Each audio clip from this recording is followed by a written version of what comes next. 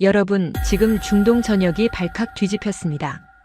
사우디아라비아 최상류층 자녀들이 다니는 리야드 국제학교. 이 학교 학생 20명이 도쿄 수학여행 중 태풍으로 인천공항에 비상 착륙했습니다. 선생님, 우리 지금 어디 간 거예요? 여기 안전한 곳 맞죠? 한국을 북한으로 착각하며 불안해하던 학생들. 그런데 공항에서 내린 지 단 5분 만에 표정이 완전히 바뀌기 시작했습니다. 48시간 후 학생들은 부모님께 이런 전화를 걸기 시작했습니다. 아빠, 저 여기 대학 알아봐 주세요. 진짜예요. 엄마, 사우디는 왜 이런 게 하나도 없어요? 더 놀라운 건 그 다음입니다. 이 학생들이 올린 SNS 영상이 중동 전역에 퍼지며 조회수 50만을 돌파했고 학부모들이 여행사에 한국행 문의 전화를 쏟아붓고 있다는 겁니다. 15년간 30개국 학생 인솔 경험이 있는 저 파하드 알마흐디 교사도 이런 일은 처음입니다. 도대체 한국에서 무슨 일이 있었던 걸까요? 사우디 명문학교 학생들을 48시간 만에 완전히 바꿔놓은 충격적인 이야기, 지금 바로 들어보겠습니다. 시작에 앞서 좋아요와 구독 눌러주시면 한국의 더 많은 이야기를 소개하는 데에 큰 힘이 됩니다. 안녕하세요. 저는 사우디아라비아 리야드 국제학교에서 15년째 세계사를 가르치고 있는 파하드 알마흐디입니다. 작년 9월 저는 학교 최상위권 학생 20명과 함께 일본 도쿄로 수학여행을 떠났습니다. 이 학생들은 사우디에서도 손꼽히는 부유한 가정의 자녀들이었지요. 부모님들께서 1년 전부터 준비하신 특별한 여행이었습니다. 비행기가 일본 열도에 접근하던 그때였습니다. 기장의 목소리가 기내에 울려 퍼졌지요. 강력한 태풍이 일본 전역을 강타하고 있어 모든 공항이 폐쇄되었다는 내용이었습니다. 가장 안전한 대체 공항은 한국 인천이라는 설명이 이어졌습니다. 솔직히 말씀드리면 저 역시 걱정이 앞섰습니다. 한국에 대해 아는 것이라곤 삼성 휴대전화 정도였으니까요. 학생들 중 상당수는 한국의 정확한 위치조차 몰랐고 몇몇은 북한과 혼동하며 불안해했던 기억이 납니다. 자정이 넘은 시각이었습니다. 비행기 창밖으로 인천공항의 불빛이 보이기 시작했지요. 그 순간부터 제 예상은 완전히 빗나가기 시작했습니다. 공항 시설 자체가 모스크바나 유럽의 어떤 공항과도 비교할 수 없을 만큼 웅장했습니다. 거대한 유리창으로 둘러싸인 터미널은 마치 미래 도시를 연상시켰지요. 터미널로 들어서는 순간이었습니다. 심야 시간임에도 모든 시설이 완벽하게 작동하고 있더군요. 안내 데스크에는 직원들이 대기하고 있었고 청소 직원들은 승객들이 지나간 자리를 즉시 깨끗하게 정리했습니다. 사우디 공항들은 밤 시간에 대부분의 서비스가 중단되는 것과 사뭇 달랐습니다. 입국 심사를 기다리는 동안 두 번째 놀라움이 찾아왔습니다. 예상치 못한 외국인 단체 입국이었는데도 공항 직원들은 전혀 당황하지 않았지요. 오히려 영어가 능숙한 직원이 즉시 배치되어 학생들을 안심시켰습니다. 15년간 학생들을 인솔하며 30개국 이상을 다녀봤지만 이런 신속한 대응은 처음 경험하는 일이었습니다. 가장 인상적이었던 건 자동 출입국 심사 시스템이었습니다. 학생들도 쉽게 이용할 수 있도록 직관적으로 설계되어 있더군요. 화면에는 영어를 비롯한 다국어가 지원되었고 기계 앞에서 머뭇거리는 학생이 있으면 직원이 다가와 친절하게 안내해 주었습니다. 수화물을 찾는 과정도 놀라웠습니다. 거대한 화면에 실시간으로 수화물 현황이 표시되고 있었지요. 사우디에서 자주 겪는 수화물 분실 걱정은 전혀 필요 없어 보였습니다. 모든 시스템이 정확하고 빠르게 작동했습니다. 공항에서 호텔로 이동하는 리무진 버스를 타는 순간부터 학생들의 표정이 달라지기 시작했습니다. 처음에 불안감은 사라지고 호기심으로 가득한 눈빛이었지요. 버스 내부는 깨끗했고 좌석도 편안했습니다. 기사님은 외국인 승객임을 알고 영어로 친절하게 안내해 주었습니다. 버스가 출발하면서 창밖 풍경이 펼쳐졌습니다. 새벽 시간임에도 도로는 밝게 조명되어 있었고 차량들이 질서정연하게 움직이고 있었지요. 인천대교를 건너는 순간의 야경은 정말 아름다웠습니다. 학생들이 창에 얼굴을 붙이고 감탄하던 모습이 지금도 기억납니다. 서울로 들어서며 학생들이 가장 놀라워한 것은 창밖으로 보이는 편의점들이었습니다. 심야 시간인데도 불이 환하게 켜져 있었고 사람들이 자연스럽게 드나들고 있더군요. 모스크바에서는 밤 10시만 되어도 대부분의 상점이 문을 닫는데 말입니다. 더욱 놀라운 광경은 혼자 귀가하는 젊은 여성들이었습니다. 새벽 1시가 넘은 시간에 여성들이 혼자 거리를 걷고 있었지요. 전혀 불안해하는 기색이 없었습니다. 사우디에서는 상상할 수 없는 풍경이었습니다. 우리나라에서는 밤길을 혼자 다니는 것 자체가 위험하다고 여기는 문화였으니까요. 강남 지역에 가까워지면서 고층 빌딩들이 눈에 들어왔습니다. 한강을 건너는 다리 위에서 본 야경은 숨이 멎을 정도였지요.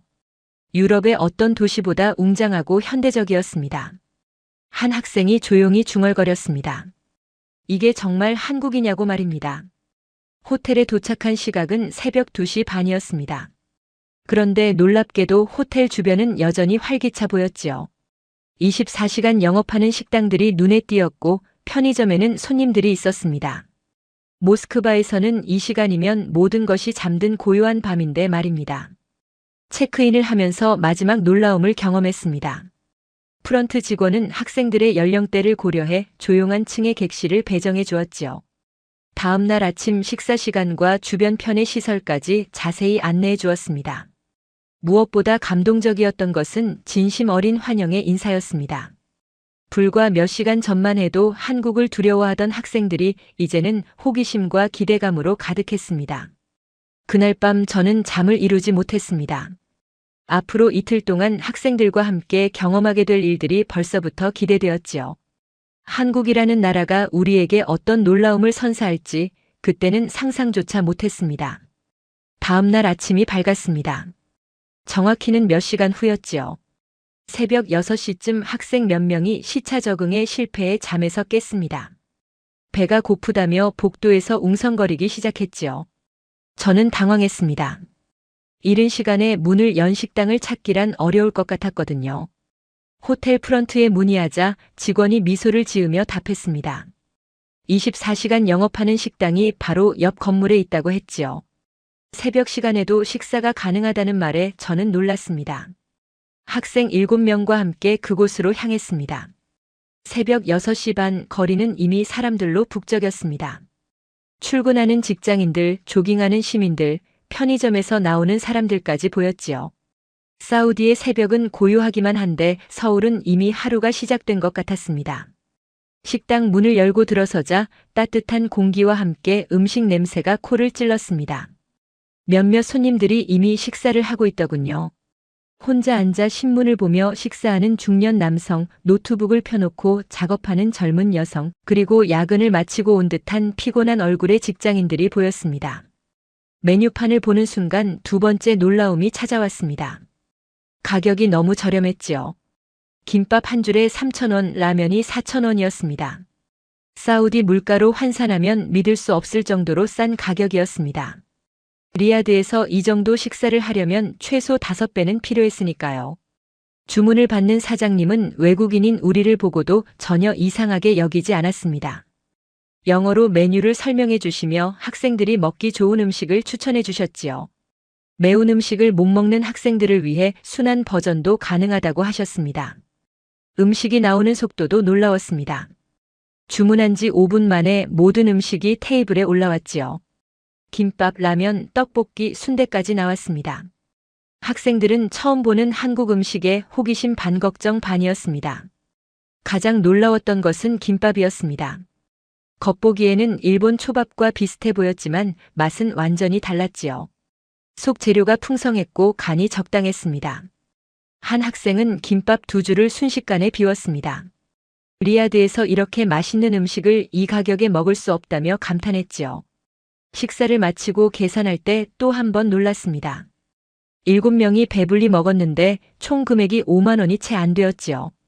사우디 돈으로 환산하면 50리알 정도였습니다. 리야드에서 같은 수준의 식사를 하려면 최소 150리알은 필요했을 겁니다.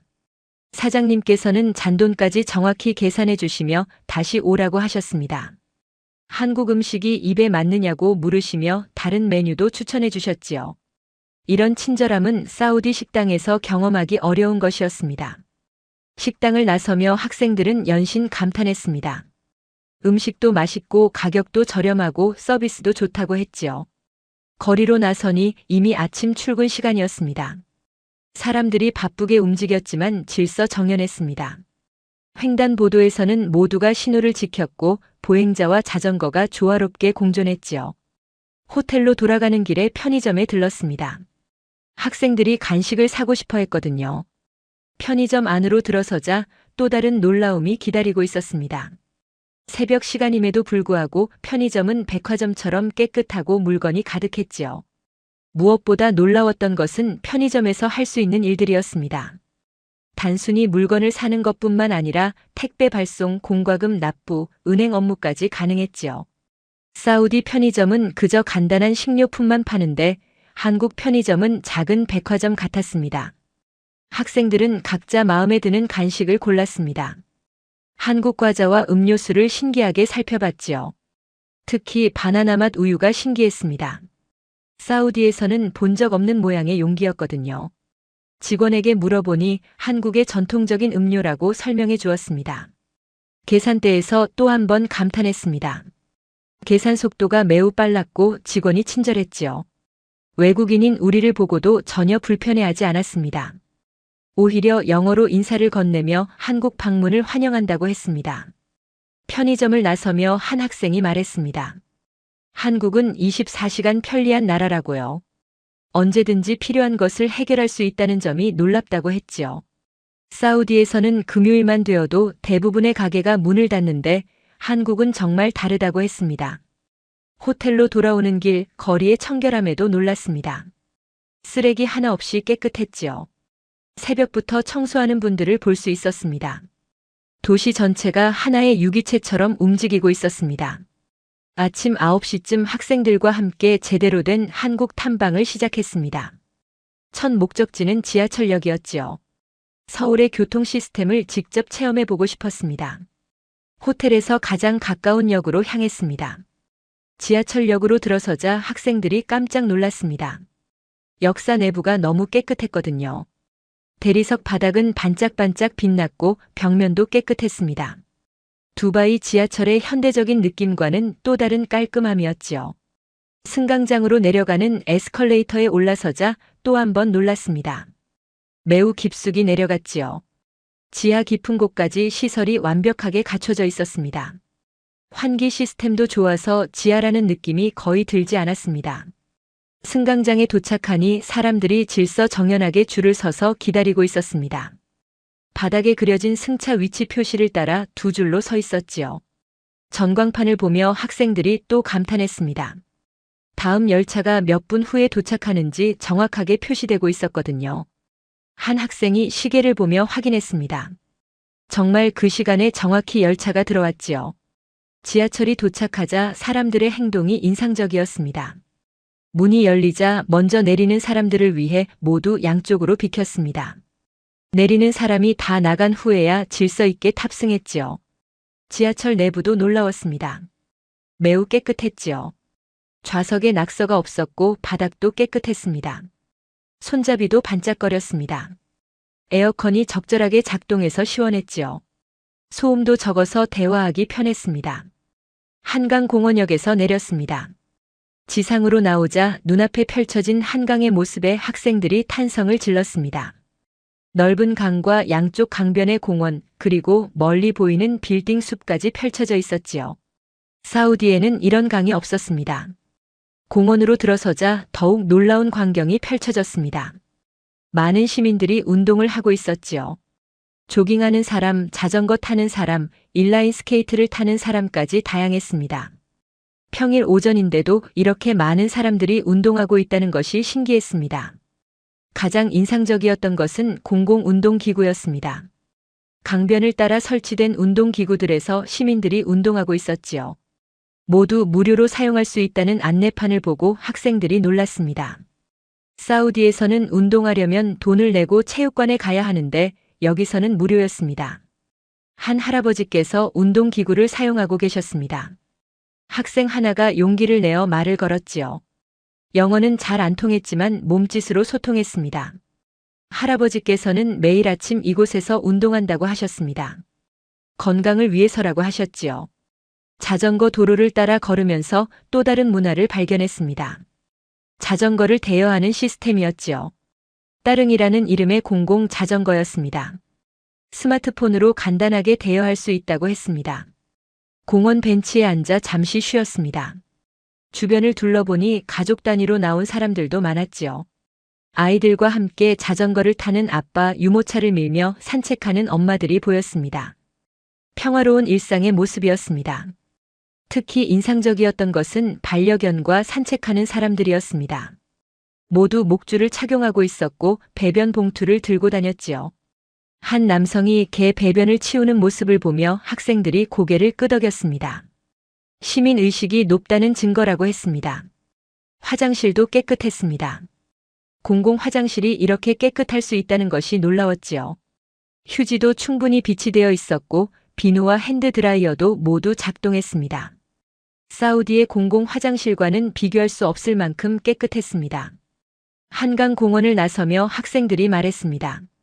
공공시설이 이렇게 잘 되어 있는 나라는 처음 본다고요. 무료로 이용할 수 있는 시설들이 많고 모든 것이 깨끗하게 관리된다고 했습니다. 세금을 제대로 쓰는 나라 같다고 했지요. 점심을 먹고 코엑스로 향했습니다. 학생들이 쇼핑도 하고 싶어 했지만 제가 먼저 보여주고 싶은 곳이 있었지요. 바로 별마당 도서관이었습니다. 한국 교육 문화의 단면을 보여줄 수 있는 곳이라고 생각했습니다. 코엑스몰에 들어서자 학생들의 눈이 휘둥그레졌습니다. 지하에 이렇게 큰 쇼핑몰이 있다는 것 자체가 놀라웠지요. 천장이 높고 자연광처럼 밝은 조명 덕분에 지하라는 느낌이 전혀 들지 않았습니다. 별마당 도서관으로 향하는 길 학생들은 주변 상점들을 구경했습니다. 다양한 브랜드의 매장들이 즐비했지요. 특히 한국 화장품 매장에 여학생들이 관심을 보였습니다. 나중에 들르기로 하고 먼저 도서관으로 갔습니다. 별마당 도서관에 도착한 순간 학생들은 말을 잃었습니다. 천장까지 이어진 거대한 책장들, 수많은 책들이 예술 작품처럼 전시되어 있었지요. 도서관이라기보다는 하나의 작품 같았습니다. 휴대폰을 꺼내 사진을 찍는 학생들이 많았습니다. 하지만 제가 학생들에게 보여주고 싶었던 것은 건축미가 아니었습니다. 도서관 안에서 책을 읽고 있는 사람들이었지요. 평일 오후인데도 많은 시민들이 책을 읽고 있었습니다. 자리를 잡고 앉아 진지하게 독서에 몰두하고 있더군요. 특히 인상적이었던 것은 젊은 직장인들이었습니다. 점심시간이 지난 오후 시간인데도 정장을 입은 사람들이 책을 읽고 있었지요. 한 학생이 물었습니다. 저 사람들은 일 안 하냐고요. 아마 점심시간을 이용해 잠깐 들른 것 같다고 설명했습니다. 한 남학생이 감탄했습니다. 점심시간에 도서관에서 책을 읽는 문화가 대단하다고요. 리야드에서는 점심시간에 커피 마시거나 담배 피우는 사람이 대부분인데 한국 사람들은 다르다고 했습니다. 지식을 중요하게 생각하는 것 같다고 했지요.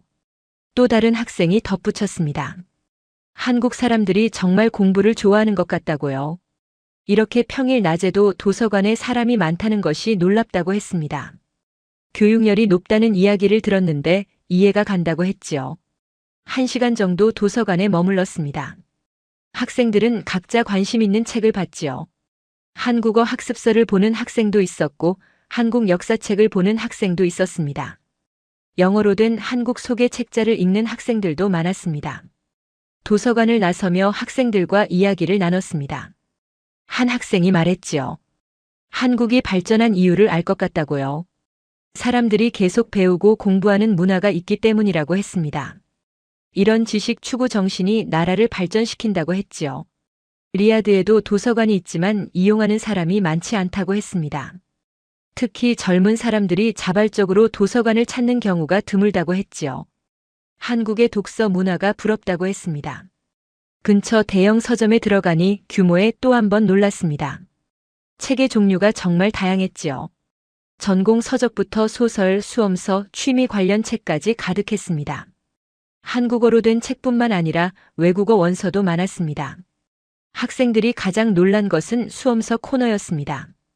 입시 관련 책이 한 섹션을 가득 채우고 있었지요. 학생들이 책을 들춰보며 감탄했습니다. 이렇게 체계적으로 정리된 수험서는 사우디에서 보기 어렵다고 했습니다. 한 남학생이 한국 학생들의 노력을 상상했습니다. 이렇게 많은 수험서를 공부한다니 정말 대단하다고요. 자신도 이 정도로 열심히 공부했더라면 더 좋은 성적을 받았을 것 같다고 했지요. 서점 안에 카페도 있었습니다. 책을 읽으며 커피를 마실 수 있는 공간이었지요. 많은 사람들이 책과 커피를 즐기고 있었습니다. 학생들도 음료를 사서 잠시 앉았습니다. 오후 4시쯤 홍대 입구역에 도착했습니다. 학생들에게 한국 젊은이들의 문화를 보여주고 싶었지요. 역에서 나오자마자 학생들이 활기찬 분위기에 압도되었습니다. 거리 공연자들의 음악 소리, 사람들의 웃음소리, 그리고 독특한 패션의 젊은이들까지 보였습니다. 거리로 나서자 첫 번째로 눈에 띈 것은 버스킹이었습니다. 한 그룹이 길거리에서 춤을 추고 있었지요. K-팝 음악에 맞춰 칼군무를 선보이고 있었습니다. 많은 사람들이 둘러서서 구경했습니다. 학생들도 발걸음을 멈췄지요. 공연이 끝나자 관객들이 박수를 쳤습니다. 몇몇 사람들은 모자에 돈을 넣어주었지요. 공연자들이 고맙다며 인사했습니다. 한 학생이 감탄했습니다. 길거리 공연의 수준이 정말 높다고요. 리야드에도 거리 공연이 있지만 이 정도는 아니라고 했습니다. 조금 더 걸어가니 다른 공연팀을 만났습니다. 이번에는 악기를 연주하는 팀이었지요. 기타와 드럼으로 락 음악을 연주했습니다. 학생들이 리듬에 맞춰 몸을 흔들었습니다. 음악은 국경을 넘는다는 것을 실감했지요. 프리마켓이 열리고 있는 곳으로 향했습니다. 젊은 아티스트들이 직접 만든 물건들을 판매하고 있었지요. 액세서리, 그림, 수제 공예품까지 다양했습니다. 학생들이 신기하게 구경했습니다. 한 부스에서 학생 몇 명이 멈춰섰습니다. 한국 전통 문양이 들어간 현대적 디자인의 귀걸이였지요. 판매자가 영어로 설명해 주었습니다. 한국 전통과 현대를 접목한 작품이라고요. 학생 하나가 구매했습니다. 기념품으로 좋을 것 같다고 했지요. 다른 부스에서는 캘리그래피 작품을 팔고 있었습니다. 한글로 쓴 아름다운 글씨들이었지요. 학생들이 한글의 아름다움에 감탄했습니다. 한 학생은 자기 이름을 한글로 써달라고 부탁했습니다. 아티스트가 흔쾌히 써주었지요. 프리마켓을 둘러보며 학생들이 말했습니다. 젊은 예술가들이 자유롭게 활동할 수 있는 공간이 있다는 것이 좋다고요. 사우디에서는 이런 기회가 많지 않다고 했습니다. 한국이 문화예술을 지원하는 것 같다고 했지요. 거리를 걸으며 패션에도 눈길이 갔습니다. 젊은이들의 독특한 스타일이 인상적이었지요. 각자의 개성을 자유롭게 표현하고 있었습니다. 한 여학생이 말했습니다. 한국 젊은이들이 패션 감각이 뛰어나다고요. 한 카페 앞에서 멈춰섰습니다. 독특한 인테리어가 눈에 띄었지요. 빈티지 가구와 현대적 조명이 조화를 이루고 있었습니다. 학생들이 들어가 보고 싶어 했습니다. 우리는 카페에 들어갔지요. 카페 내부는 더욱 인상적이었습니다. 벽면에는 예술 작품들이 걸려 있었고 책장에는 다양한 책들이 꽂혀 있었지요. 단순히 커피를 마시는 곳이 아니라 문화 공간이었습니다. 주문을 받는 바리스타가 외국인인 우리를 보고 영어로 메뉴를 설명해 주었습니다. 학생들은 각자 마음에 드는 음료를 주문했지요. 특히 한국 전통차를 현대적으로 재해석한 메뉴에 관심을 보였습니다. 자리에 앉아 음료를 기다리며 주변을 관찰했습니다. 많은 젊은이들이 노트북을 펴놓고 작업하고 있었지요. 공부하는 학생도 있었고 일하는 프리랜서도 있었습니다. 카페가 제2의 작업 공간이 되고 있었습니다. 카페에서 나와 계속 거리를 탐험했습니다. 독특한 옷가게들이 즐비했지요. 대형 브랜드가 아닌 개성 있는 소규모 매장들이었습니다. 한 빈티지 옷가게에 여학생들이 들어갔습니다. 저녁 시간이 가까워지며 거리가 더욱 활기를 띠었습니다. 네온 사인이 켜지고 음악 소리가 커졌지요. 식당과 술집에서 사람들이 나왔습니다.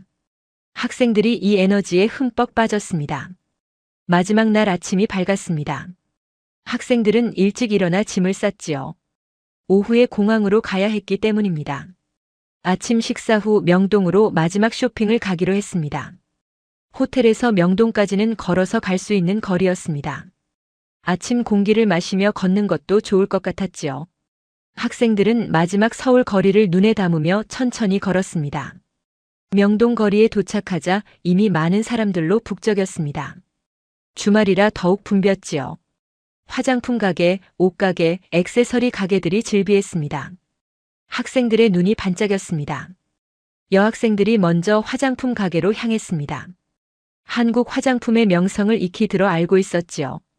매장에 들어서자 직원이 영어로 환영 인사를 건넸습니다. 체험 제품들이 가득했습니다.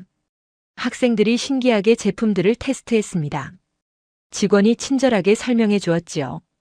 피부 타입에 맞는 제품을 추천해주고 사용법까지 알려주었습니다. 이런 세심한 서비스에 학생들이 감동했습니다. 한 여학생이 많은 제품을 샀습니다. 자기 것뿐만 아니라 엄마와 언니, 친구들 선물까지 샀지요. 가격도 저렴하고 품질도 좋다며 만족해했습니다. 매장에서 선물 포장까지 해주어 편리했습니다. 남학생들은 전자제품 가게로 갔습니다. 최신 스마트폰 액세서리와 이어폰들이 전시되어 있었지요. 가격이 사우디보다 훨씬 저렴했습니다. 여러 제품을 구매했습니다. 길거리 음식 코너에서 간식을 샀습니다. 호떡을 처음 맛본 학생들이 환호했지요. 달콤하고 따뜻한 호떡이 입에 맞았습니다. 붕어빵도 신기했습니다. 한국만의 독특한 길거리 음식 문화를 즐겼지요.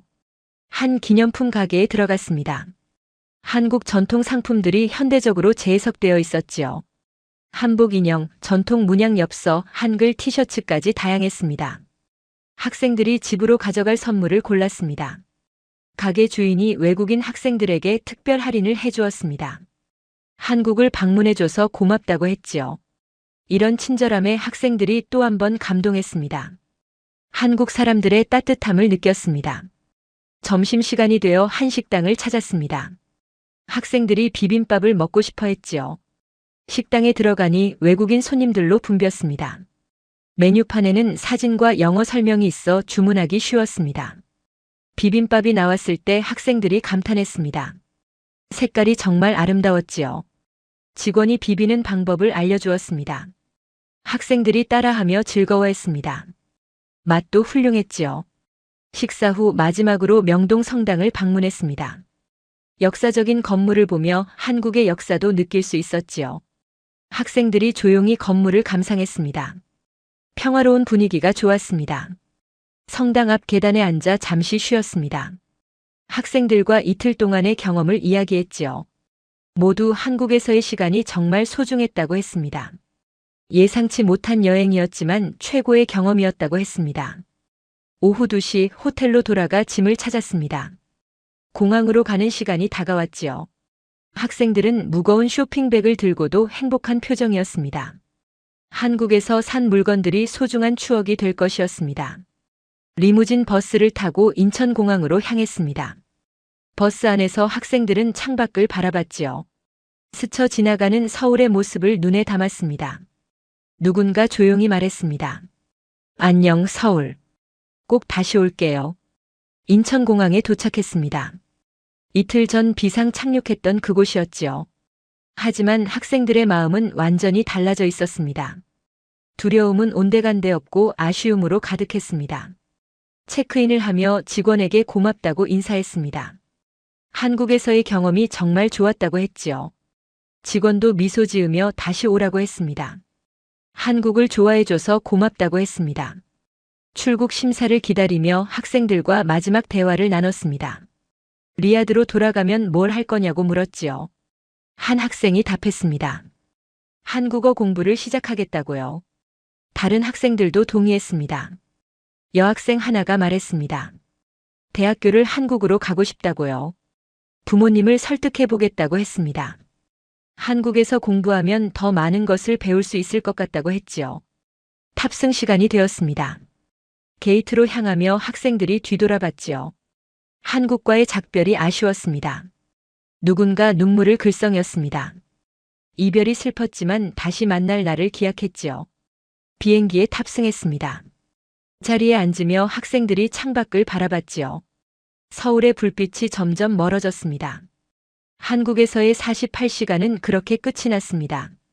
리야드 공항에 도착한 것은 다음 날 아침이었습니다. 학부모님들이 마중 나와 계셨지요. 학생들이 흥분된 목소리로 한국 이야기를 쏟아냈습니다. 부모님들의 표정이 놀라움으로 바뀌었습니다. 공항을 나서며 학생들은 계속 한국 이야기를 했습니다. 얼마나 안전한지, 얼마나 편리한지, 사람들이 얼마나 친절한지 말했지요. 부모님들이 믿기 어렵다는 표정으로 들었습니다. 학교로 돌아온 다음 주 큰일이 벌어졌습니다. 학생들이 소셜미디어에 한국 여행 사진과 영상을 올리기 시작한 것이지요. 인스타그램에 수십 개의 포스트가 올라갔습니다. 반응이 폭발적이었습니다. 사우디 친구들이 놀라워했습니다. 한국이 이렇게 발전한 나라인 줄 몰랐다고 했지요. 댓글이 수백 개씩 달렸습니다. 나도 가보고 싶다는 반응이 대부분이었습니다. 한 학생의 영상이 특히 인기를 끌었습니다. 새벽 2시 김밥 천국에서 식사하는 영상이었지요. 여성들이 혼자 편하게 식사하는 모습을 담았습니다. 조회수가 30만을 넘었습니다.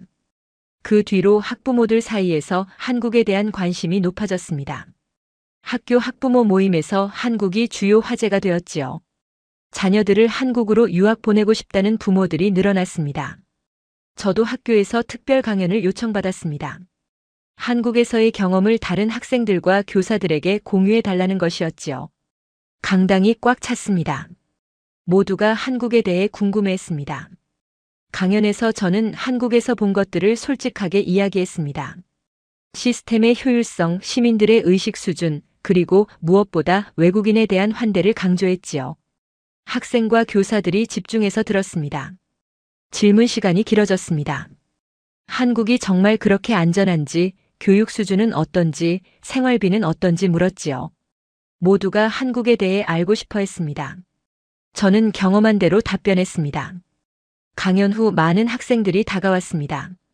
한국 유학에 대해 상담하고 싶다고 했지요.